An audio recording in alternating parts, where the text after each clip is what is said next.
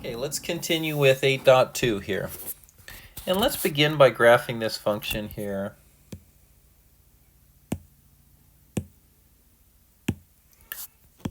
F of x equals negative x squared plus 3.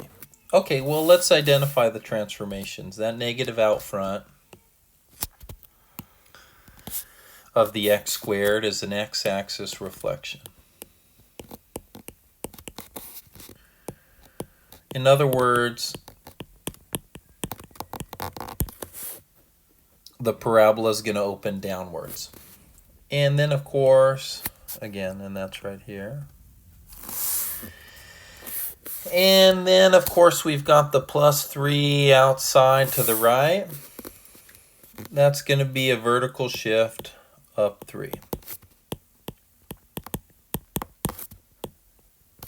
Up 3 units. Okay, so of course we'd want to make a table. And we're going to pick our same negative 2, negative 1, 0, 1, and 2.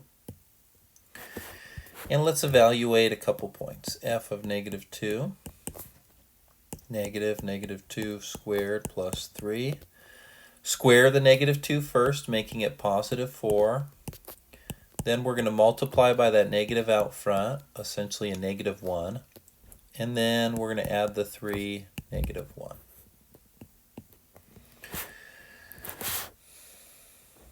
F of negative 1. Well, then we're at negative 1 squared plus 3. Okay, so negative 1 squared is positive 1, multiplied by the negative out front makes it negative 1, and then add 3 to it, positive 2. And let me go ahead and erase here. Let's evaluate one more, and then we'll just assume the remaining.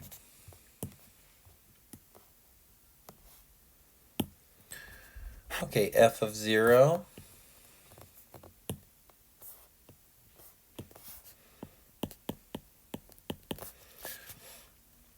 Negative 0 squared plus 3. 0 squared is 0, times the negative 1 is 0, plus 3 is 3. Okay, and if I plugged in those other points, here are the values I would get.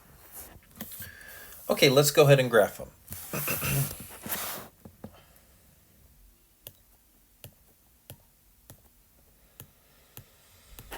Okay, at negative 2, I'm at negative 1. Excuse me, negative 1.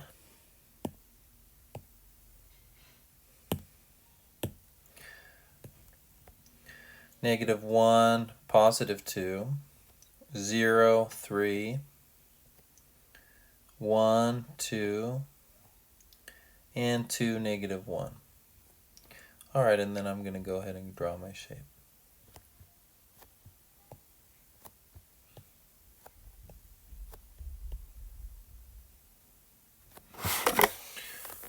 Okay, so this is our top function.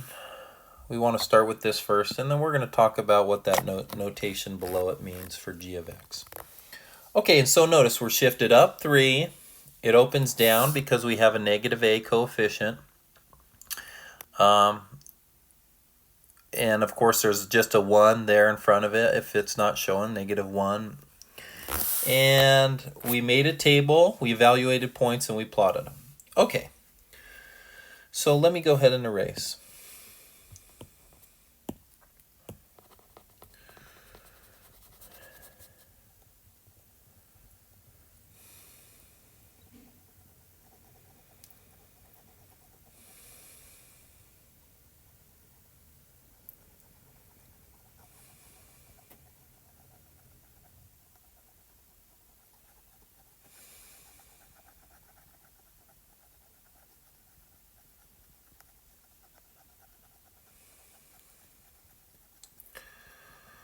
All right, so now let's talk about what this other notation I have here for g of x means.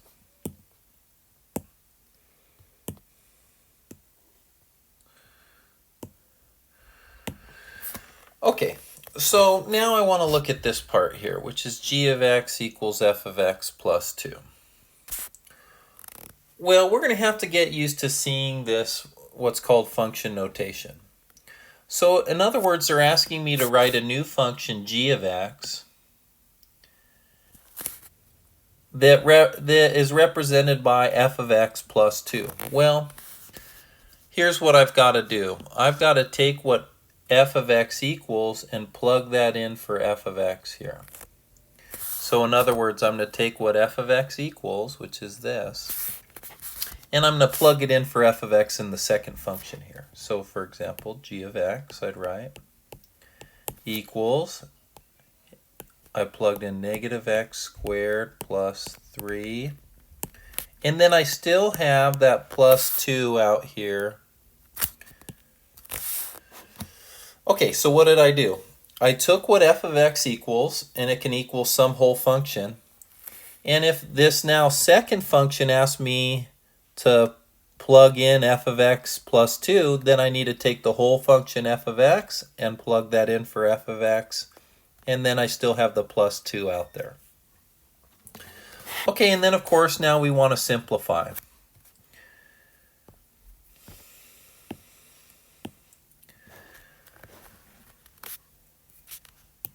So I'll say g of x. Well, in a situation like this, the parentheses just go away. And I'm able to write it as negative x squared plus 3 plus 2. And then, of course, I can combine those like terms. Negative x squared plus 5 is my new function. Okay. So my new function would be g of x equals negative x squared plus 5.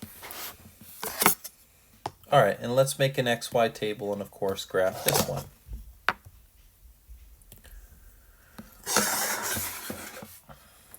So we're going to have to get in the habit of doing this function notation thing, which is, say I have some function here, f of x.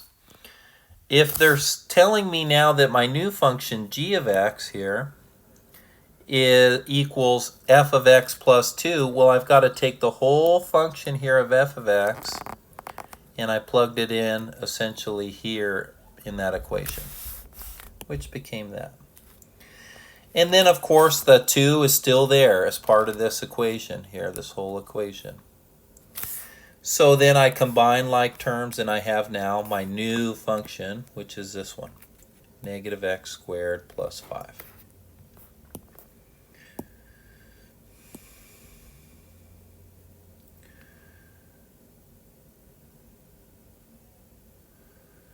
Okay, so let's now use our xy table here and evaluate some points. Again, same points, negative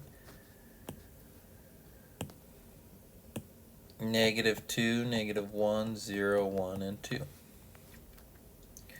F of negative 2, g of negative 2, which would be negative 2 squared plus 5. Negative 2 squared is positive 4, multiplied by the negative out front makes that negative 4, plus 5, positive 1.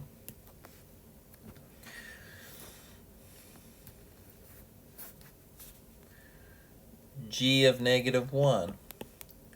Well, that's negative 1 squared plus 5. Negative 1 squared is positive 1 plus 5, but that's multiplied by the negative out front, so negative 1 plus 5 equals 4.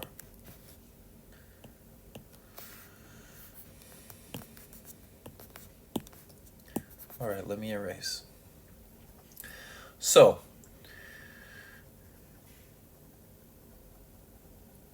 what I've done now is I'm just evaluating some points here for my new function g of x. And g of x happens to equal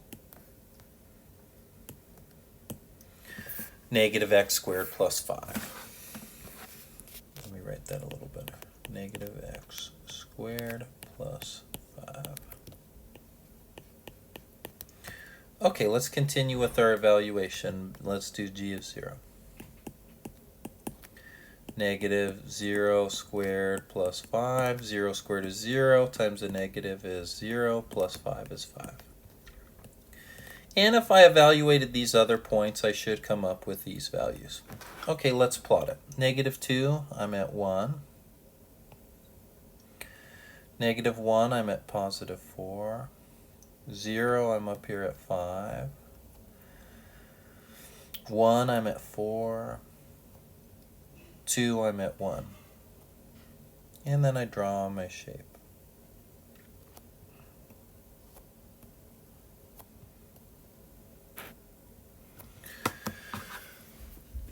Okay, so both f of x and g of x have that x-axis reflection, which is the negative out front of the x squared, which means it's going to open down instead of up. And f of x was shifted up 3, so that's my darker purple one. It shifted up 3 but opens down. And g of x is shifted up 5 and opens down. So they open both downward. And of course, they've got the same axis of symmetry here, which again is x equal to 0.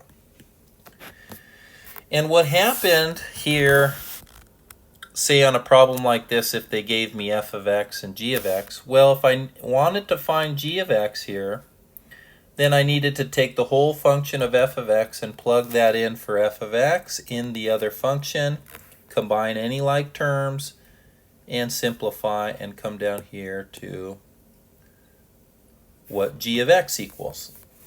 Okay, so they both open downward. They don't have any vertical stretch or shrink, but they've got an x-axis reflection, and one shifted up 3 and one shifted up 5. Okay, let's real quick talk domain and range. Let me just clear out some space here.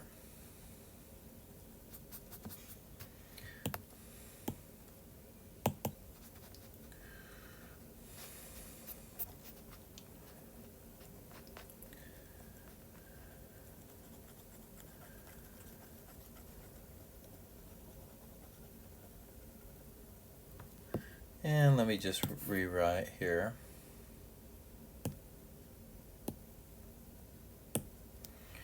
G of x ended up to be negative x squared plus 5 when we went through that process.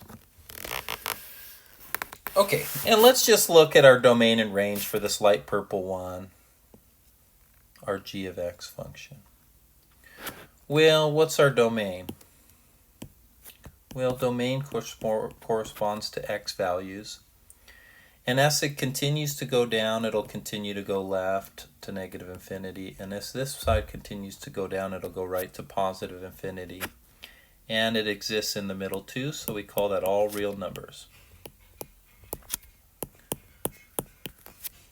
Now, how about my range? Well, my range on a function like this would be, what are my y values? Well, y is less than or equal to, in this case I have a maximum where my vertex is, and my vertex is up here at 0, 5. So in other words, all my y values will be less than or equal to 5. Notice because it opens down, it'll never go above the point of the vertex. Okay, just as when it opens up, it'll never go below that point. Okay, so we define our range as y is less than or equal to 5. Okay, and one thing to note, when it opens downward like this, the period on which it's increasing, or the domain on which it's increasing, is here, which will be the opposite, say, of one that's opening upwards. And that would be defined as x values less than 0. In other words, x values on this side of my axis of symmetry, it'll be increasing that whole time.